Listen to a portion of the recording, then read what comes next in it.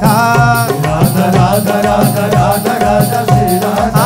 राधा राधा श्री राधा राधा राधा श्री राधा राधा राधा श्री राधा राधा राधा श्री राधा राधा राधा श्री राधा राधा राधा श्री राधा राधा राधा श्री राधा राधा राधा श्री राधा श्री राधा राधा राधा राधा राधा श्री राधा राधा राधा राधा राधा श्री राधा श्री राधा राधा राधा राधा राधा श्री राधा राधा राधा राधा राधा श्री राधा राधा राधा श्री राधा राधा राधा श्री राधा राधा राधा श्री राधा राधा राधा श्री राधा राधा राधा श्री राधा राधा राधा श्री राधा राधा राधा श्री राधा राधा राधा श्री राधा श्री राधा राधा राधा राधा राधा श्री राधा राधा श्री राधा राधा श्री राधा राधा राधा राधा राधा राधा श्री राधा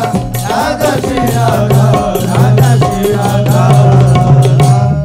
शरण निरापक पद रमित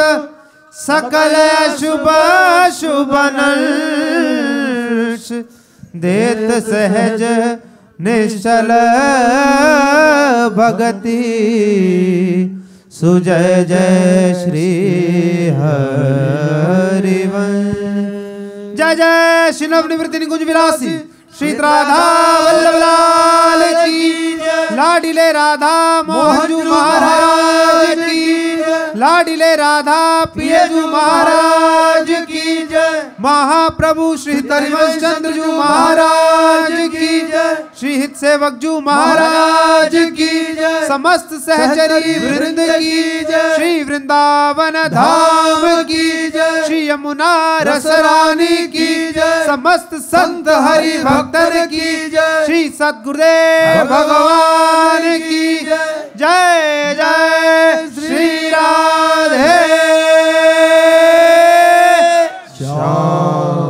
जय जय श्री राधे जय जय